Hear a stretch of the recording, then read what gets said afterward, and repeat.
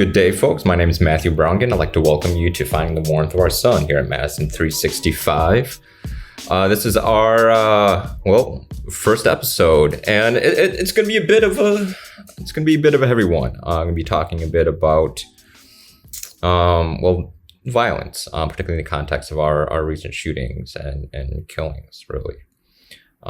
Which are quite sad, and it's been a national uptick with these violence, as well as lootings that happened recently within Chicago. Okay, and I'm going to dive into trying to figure out why these things are happening, potential paths forward, and what it really means, because these are not simple answers, and a lot of our, I guess you could say, knee-jerk emotional reactions, right, are going to be this law and order approach, but it's not working. All right, so we'll get into that. But I'd like to welcome you, and it's going to be indicative of how we're going to really dig into hard to really comprehend, not comprehend, but really understand the why of certain things. But first, a quick introduction in myself being Matthew Braunginn, here as a Madison native that comes from a family that has done its own fair share of work within civil rights and in various different ways, both historically, presently. We are a quite diverse family, mixed race. My father's Black, my mother's white. It's not the only mixing historically within our family. Some the result of slavery and rape, others not. But it's created quite an interesting history, and particularly on our paternal side, the Higginbothams, right? We might be able to get into how we got to the Braunginns, but my parents changed that last name, combined them, and here we are. But I'm Madison native, have done some work as a co-founder of the Young Gifted Black Coalition. But recently I've had to move away from really on the ground organizing, particularly in the light of COVID. And it looks like I have an autoimmune disorder, so I've had to really step away from being on the ground, but that doesn't mean can't still help out in different ways. And so hopefully this is a way. But on to today's topics. So on this looting and I think this James Baldwin quote that came across is actually in a weird roundabout way also applicable to recent uptick in violence. And I want to say recent uptick, particularly in given context. Since the early 90s, particularly crime and particularly violent crime has been on the decline, right? Most Americans think crime is perpetually on the uptick. We've only seen a very recent uptick in crime, specifically violent crime, which is quite interesting. Now, the United States isn't the only country, particularly in since the 1960s, really 1970s, saw a rise in crime all across the what some might call the quote unquote developed world. Loaded term, but we'll use that for right now. And then starting in the 90s, crime dropped in these same nations, right? So the United States was not alone in seeing this uptick. But where the United States was alone was within its massive investment in police, the criminal justice system, and prisons. Other countries, particularly in Europe, did not invest at all in quite the same way. In fact, they created the welfare state and saw similar declines. Now there's, in another episode, we'll really dig into these numbers and the impact of police on crime. And it doesn't seem, in fact, when we dig into the numbers, that police and the rise of our prison industrial complex had the impact that we believe it did. Some other environmental factors, such as the reduction of lead pipes, seem to have had an impact, but there are other things that we just don't know. So it seems that we invested in this entire infrastructure in a way that dehumanizes people, that harms people, that creates trauma, communal trauma and individual trauma when we didn't have to, all right? But again, we'll dive much deeper into specifically that. So within this context, I want to read this quote from James Baldwin. Is in 1968, specifically on looting, right? And so he asks, what do you think about people taking TVs, looting, and kind of the broader question? And Baldwin responds, before I get into that, how would you define somebody who puts a cat where he is and takes all the money out of the ghetto where he makes it? Who is looting whom, grabbing off the TV sets? He doesn't really want the TV set. He's saying, screw you.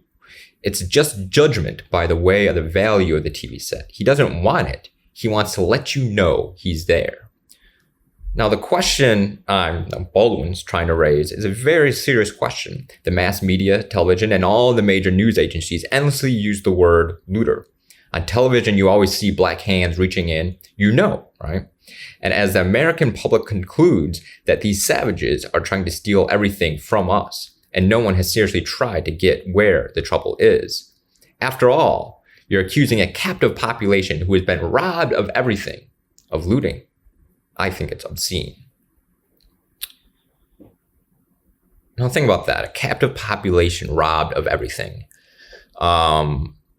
Quite literally, stolen, chained, brought to the United States, that time the colonies, robbed of family, of or at least attempting to rob of humanity, robbery of resources, historical in a lot of sense, even after enslavement, right?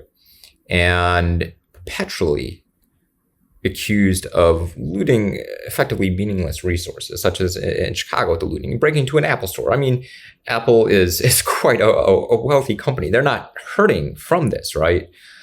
Yet populations, not just Black, but most populations in this country, if you're not a part of the top, really 1%, 10%, experience some sort of looting. Black populations and our indigenous nations have experienced it the most, and in the most violent ways historically. All right. So the Economic Policy Institute, EPI, found that in 2014, in the 10 most populous states, an estimated 2.4 million people lost $8 billion in income combined every year by theft of their employers. Now, this isn't necessarily a criminal offense. It's civil, all right?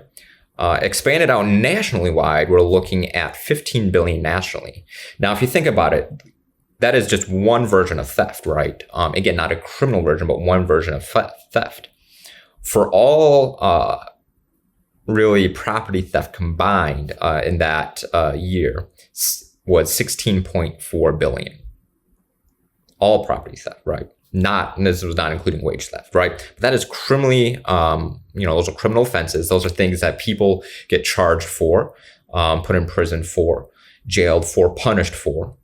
Yet when an employer perpetually robs his employees, maybe $50 a paycheck, right? These things add up for the individual, particularly low-wage workers, right? And there's no real full-on way to get back their wages. They have to file a civil suit. Now, if you don't have the resources to file a civil suit, it becomes even harder. Now, there are some, or really the agency's Department of Labor that's supposed to take action on this, but they're under resources, and particularly at the whim of the director to do this. So, they have some cases that they take upon, but largely there's massive gaps that are left in the hands of, again, under-equipped cities to take these things on. And it's become even harder thanks to, Madison's very own, or Verona's, Epic Systems, where they took a case to Supreme Court, which ruled that employers can force employees to waive their rights to join class action lawsuits, making it even difficult to really for folks to take on people that are stealing their labor, not paying them, right? If you or I decided not to pay full price for a thing we're buying, again, we'd be charged with theft in a real criminal way. Now, these corporations, these businesses that are doing this aren't being persecuted for it. And there's not a lot of ways for people to recoup their lost earnings. And again, $50 can be the difference between eating, not eating, can be the difference between being able to pay for your insulin, other medications, rent, right?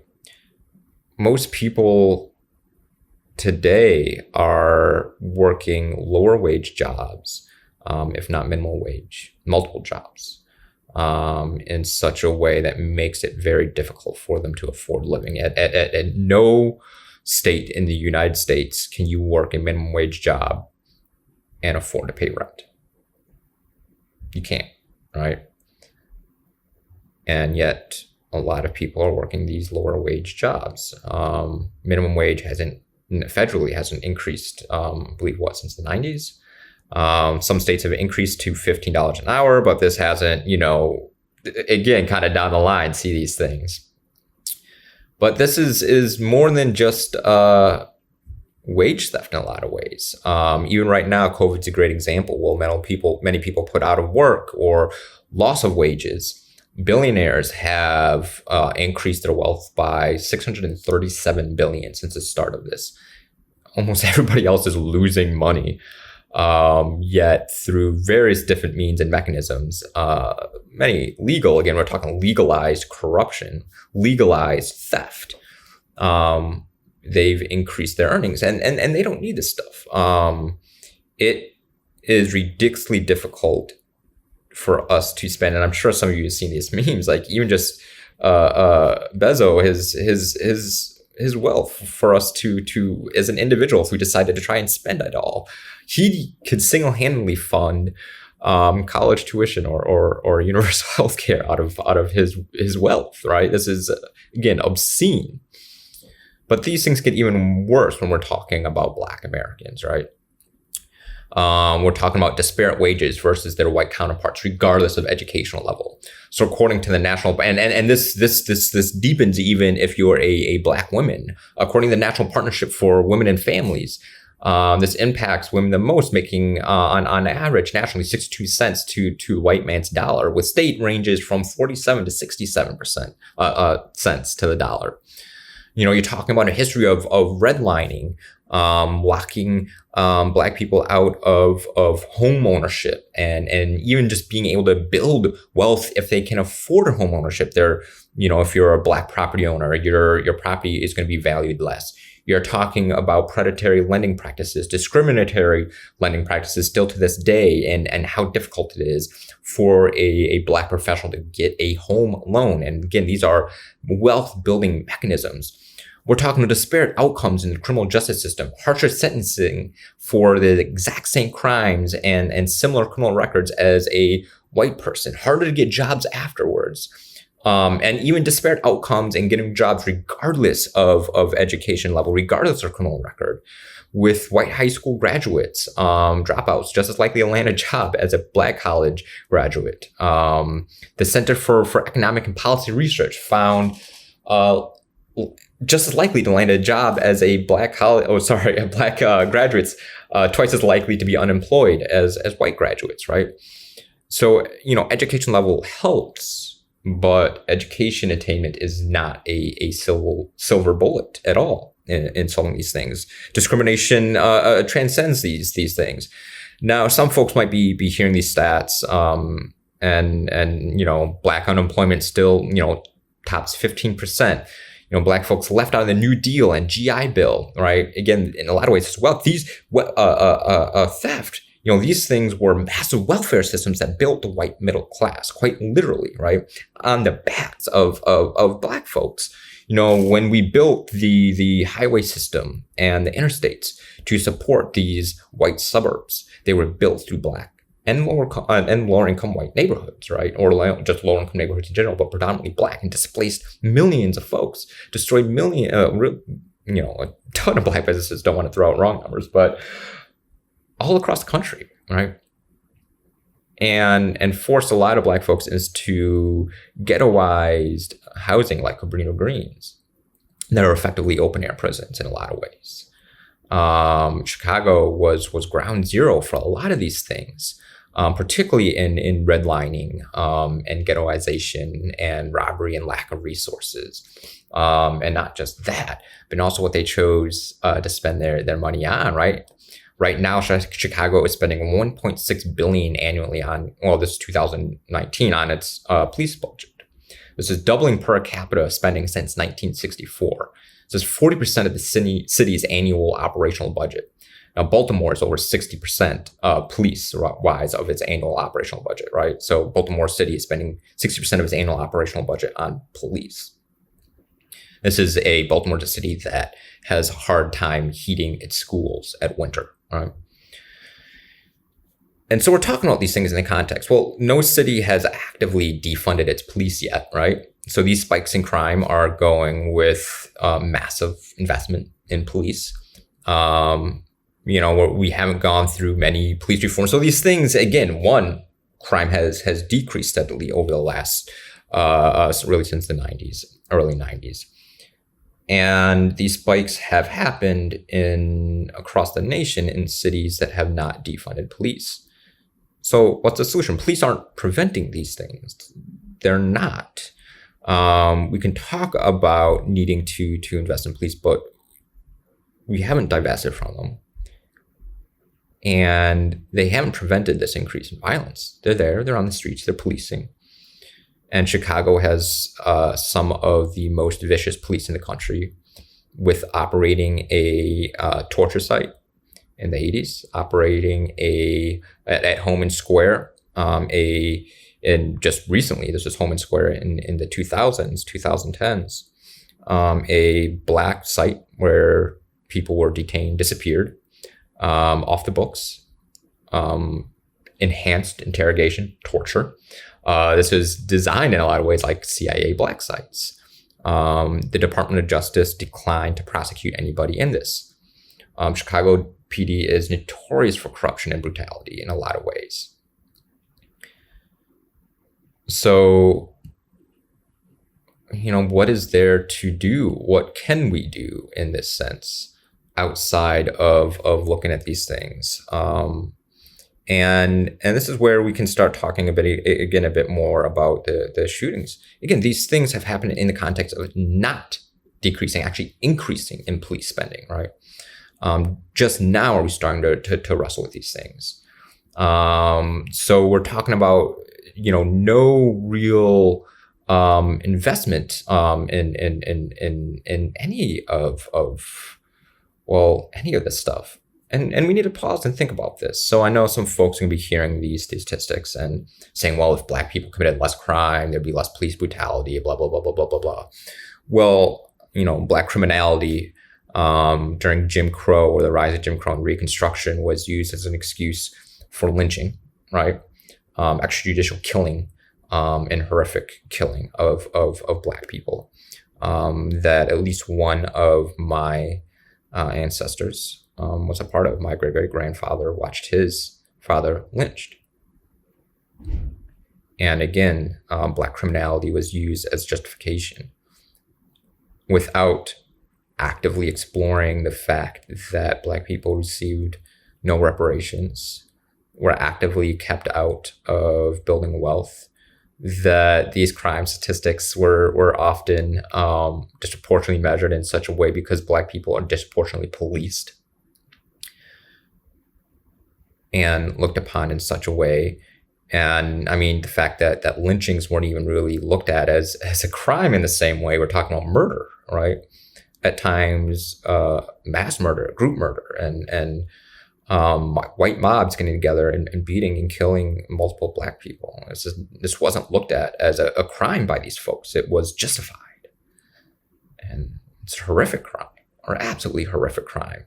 The fact that at that very same point, ongoing genocide and the wrapping up of the genocide of our indigenous nations was going on, and the theft of their land wasn't looked at as criminal, right? In a lot of ways, we still don't look at it as criminal.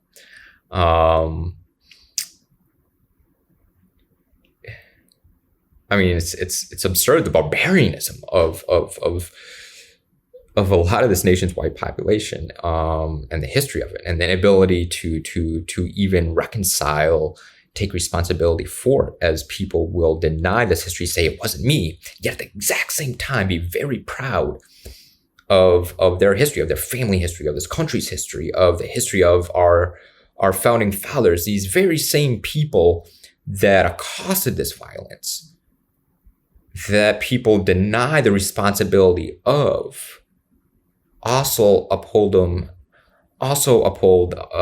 this history, and really this myth of things, right? And so this is a massive disconnect.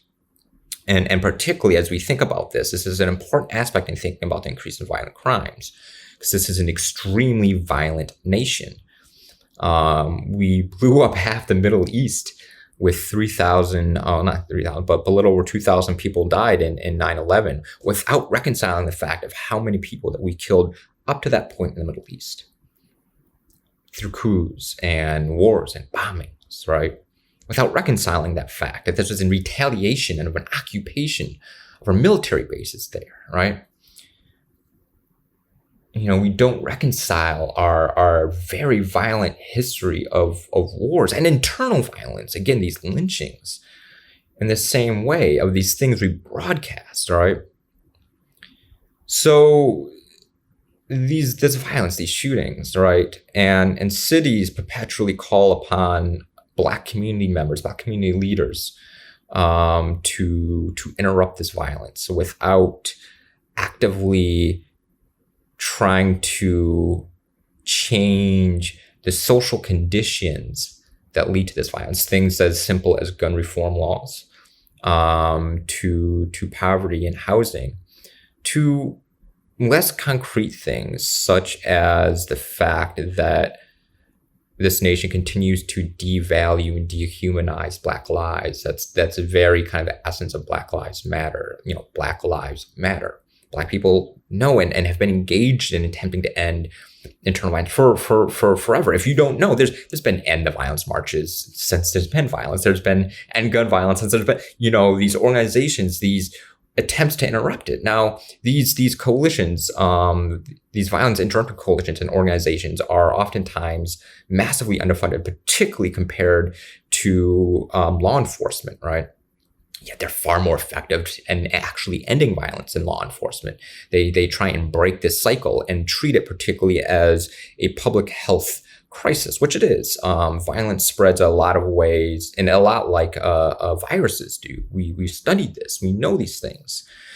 And these coalitions are far more effective than law enforcement in interrupting violence, but far less funded. But again, we can't stop there. We can't arrest our way out of these things.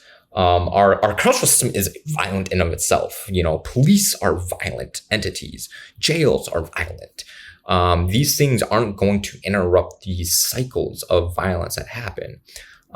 They aren't going to create jobs or housing or education or being able to build material wealth in your life or community-based mental health. These things aren't doing that.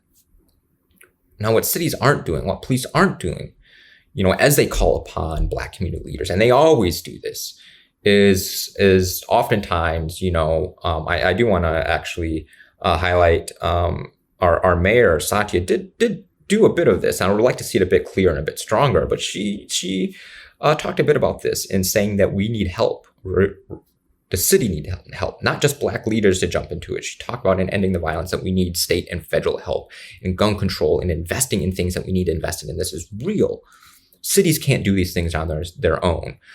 We need police and we need cities to revolt, or really a small r when I'm talking about this revolt, and demanding a change in operation and resource assistance and banding together and calling this, and particularly in such a way that is not a pushback against a Black Lives Matter movement, right? Cities are ill-equipped to deal with these issues on their own.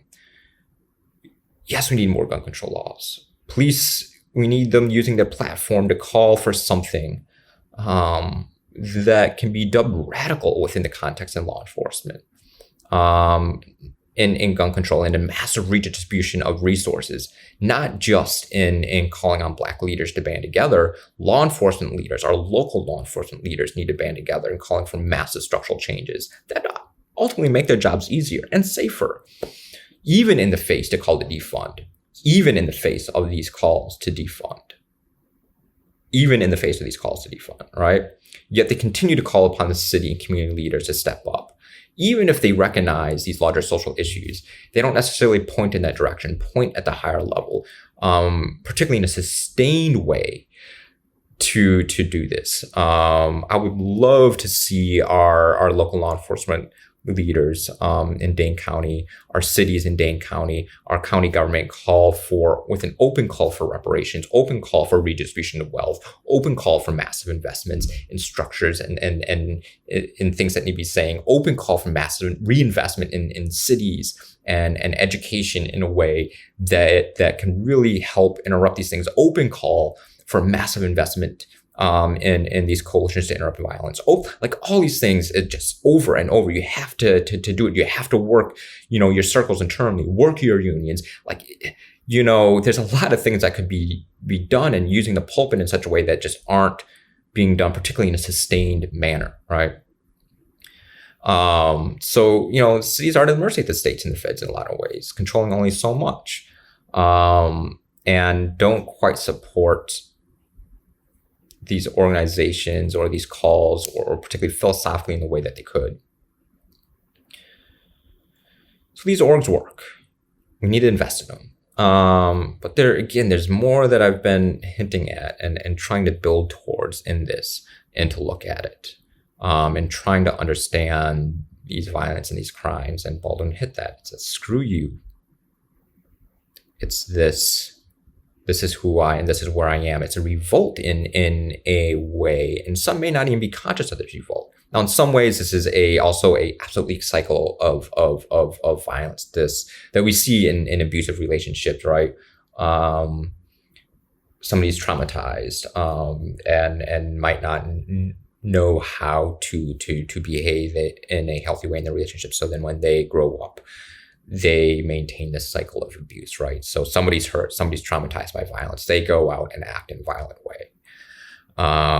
There's obviously there's always sociopaths in every walk of life, every color, from the military to our president, to elsewhere, right? But there's also people that take this upon themselves as the act of rebelling against society. You might be recoiling against that, but we actually elevate some of these people in a form of mythology, be it in our frontier mythology or outlaw folklore. Think Bonnie and Clyde, in this sense, and we mythologize these people. We're talking about mafia and gangsters. We build these things into a myth,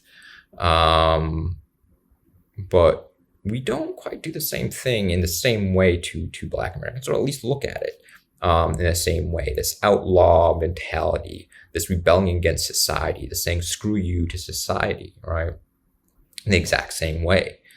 But there's particularly in Black America, another concept, this idea of why should a person care about themselves in the same way, or at least the way that society claims it wants them to, when that very same society doesn't respect them back, doesn't show them this respect. So again, it ends up being this screw you to society.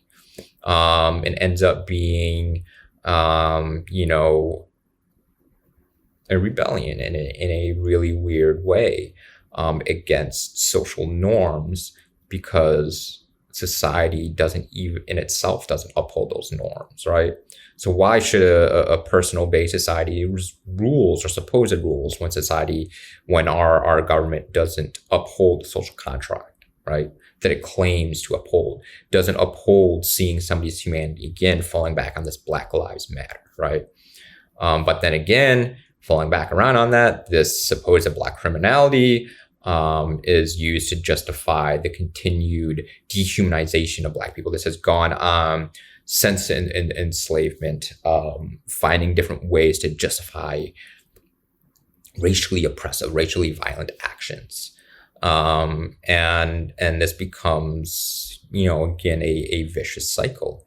And people continue to justify it, saying this, take care of your own, with an inability to reckon with themselves. and it's a tough cycle to break, but ultimately it's on our government, it's on white society to break this. It's not on Black people to break this. It's on white society to actually see Black people's full humanity. And it's on our government to behave in such a way too. But it doesn't. It in a lot of ways doesn't grant most people their full humanity. And we see that breakdown in a lot of different ways. And we see that breakdown in the mass shootings that we see, particularly by white men. Yet at the same time, again, this is borderline. Our media still tries to find ways to sympathize with these mass shooters. Still tries to find ways to justify where they ended up where they are. And they're seen as an individual, right? Not as a representation of the white race. Black criminals are seen as a representation of the Black race instead of as individuals carrying out individual action. Again, it's put upon Black people to get their people under control. It's not looked upon as white people to get their people under control in the same way. And, the main people participating in mass shootings are white men. The majority of people killed in terrorist attacks since 9/11 within domestic soil have been accosted by white men. Particularly white nationalists and white supremacists and other white extremists. And again, they're given more of a benefit of the doubt in a different way than Black folks are. And so really with that, you need to think about another question that I saw by this writer, Stephen Barnes. And he asks, if white people experienced the very same things historically as Black people did in this country, if the roles were reversed, do you think white people will be in the same material, sociological condition as Black people? Yes or no? Do you believe that? If you believe they would be in a different situation, then you believe there is something superior to white people, be it culturally, genetically, that means they're in this way. Now, cultural racism is just racism. Cultural white supremacy is still white supremacy. If you think there's something better about white culture than there is about Black people, there's something about, so on and so forth, all right? No. If you believe there'd be no difference, then that means we need to fundamentally shift how we engage in these topics. We need to fundamentally shift in how we engage in these things and how we present ourselves in humanity and make these massive shifts in society. These things are hard to do because it's going to take a massive shift in resources, massive shift in mentality. This battle has been going on for a long time. In a lot of different ways. On one hand, people can try to point towards Black billionaires or sports athletes to say there's progress, right? And and kind of uphold what has once been dubbed the talented 10th, right? And in this very respectful way, see, you can make it too, right? And blame cultural aspects, the lack of Black family and blah, blah, blah, blah, kind of down the line without, again, knowing the reality. Like CDC did report, that showed Black fathers are more involved in their children's lives than white fathers. Yet we harp on the lack of the nuclear family. Well, again, this falls on these individualized and a very different way to look at things. And in a lot of ways, a loss of the communal family. The idea of it takes a village. We've lost that along the way. A lot of Black folks haven't, though, much tighter in the communities in a lot of ways. A lot of communal aspects that haven't been lost, that need to be there, that have always been there. But the nuclear family isn't the end all, the beginning all in any of this. Keeping Black fathers in the household isn't the end all in all of this. We're talking about kind of multiple levels. Gun reform, changes in material wealth and access to employment opportunities, massive redistribution of wealth, where you need to explore, not just explore, but actually have reparations. And some of these things are going to impact everybody. Again, redistribution of wealth is going to impact everybody, right? Possibly impact everybody. We're talking about divesting from a prison industrial complex and investing in mental health resources. Our nation is profoundly traumatized in a lot of ways, from being a victim of violent oppression to being the accoster of violent oppression. Violence, if you accost violence, you yourself are traumatized. We know this through PTSD in war, right? And in a lot of ways, so causing violence is traumatizing, receiving violence is traumatizing. Sometimes it goes both ways. We are a profoundly traumatized nation that needs to confront its history of violence in very, very real ways. This isn't a just black and white issue. This is everybody. This history of this country is steeped in violence. It is founded on blood, founded on bondage. And until it starts to recover from that intentionally, we're going to forever be in this cycle, in oppressing Black folks for violence, yet accosting violence domestically and abroad in very real ways. The greatest exporter of violence in the world, and it's been true for a long time, is the United States, really since the end of World War II, and participated in some of the worst genocides in history. But we don't see them as that. We see it as frontiersmen, as manifest destiny. We see it as spreading democracy without realizing that the spread of democracy, as we call it, were violent coups putting in place most of the time violent dictators, right? Profoundly violent nation. Our greatest export is our military and our military equipment. It's our greatest export. Violence. That's violence. It's not protecting our freedom, it's violence. We have military bases all across the globe, hundreds of them. Yet, we, if when Russia tried to put nuclear weapons in Cuba, we nearly went to war for that. If China built a military base in Mexico, we would. This would be massive. So we need to, as a society, comprehend these violence while investing in the humanity of the people that we have historically denied humanity to. That goes with housing, education, access to food, mental health for everybody, community-based mental health, no longer criminalizing mental health. Over just down the line of so many different things that need to change. No city has the resources to do these things. They can take part in it. But this is a collective responsibility, particularly of white America, who has perpetually benefited from accosting this violence in a lot of really real ways. And a lot of times has become the victim of the same violence they accosted. No-knock raids have been going on for a long time in Black communities, spreading to white people. Police violence impacts white people too, and the only people that are actually advocating to end this stuff are again, Black Lives Matter took on that. When people say, "Well, there's this white person that got killed, why aren't you?" They are. That's what people marching the streets. That's what they're. It's included in that, right? When we talk about massive redistribution of wealth, Black, Latino, white, Asians included in that. Working folks, all working folks included that. Better housing, all working folks included in that, right?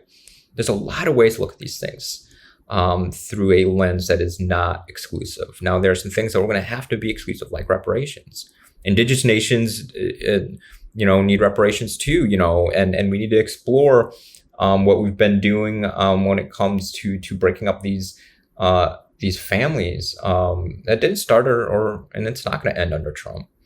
But our immigration policies and those that have suffered and families that have had their humanity denied under our policies need to be restored, need to be an attempt to be made whole for this. We've done it before, and we can do it again when it comes to these things. And again, workers that have been denied their rights for wages, we need to investigate that. And that's part of redistribution of wealth, right? Are all workers that have been left out and blocked out and stolen from. So as we think about these things, and the loss of life is tragic, justice is needed, and we need to end this violence. So, those that are accosting violence, it's also on you to take responsibility for your own behavior, but it's not only on you. And we needed to, in a lot of ways, actually think of the words of King here, of when we think about violence and think about looting and property destruction.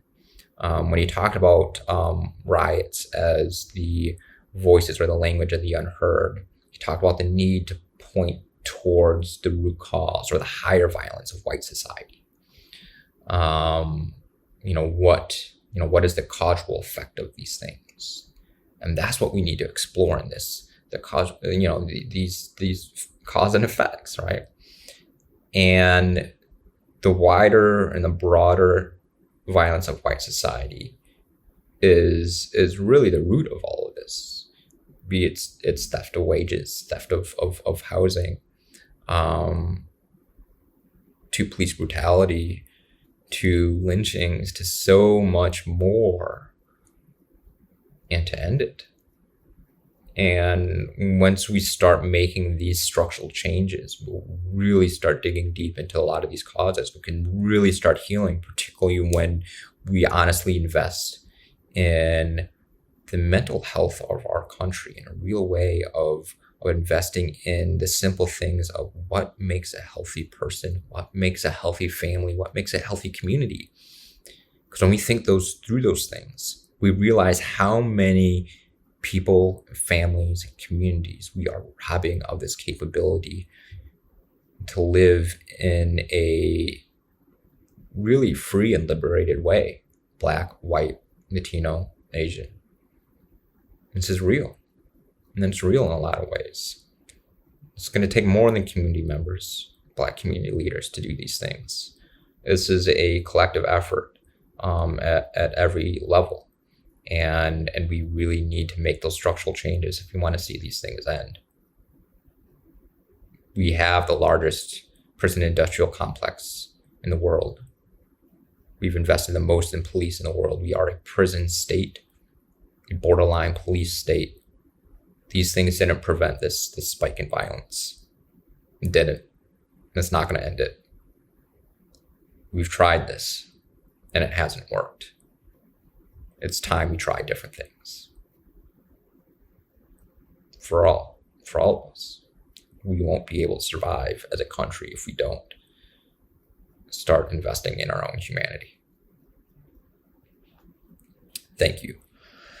But we'll see you next week. Tune in every Wednesday to Medicine 365 for Finding the Warmth of Our Sun.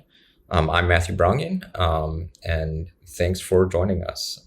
Things won't always be this heavy, but they often will be. These are tough things to dig into. So thanks. This is definitely a longer than most will be, but you can find us on YouTube, Stitcher, Apple Podcasts, and Spotify. So again, thanks for joining us.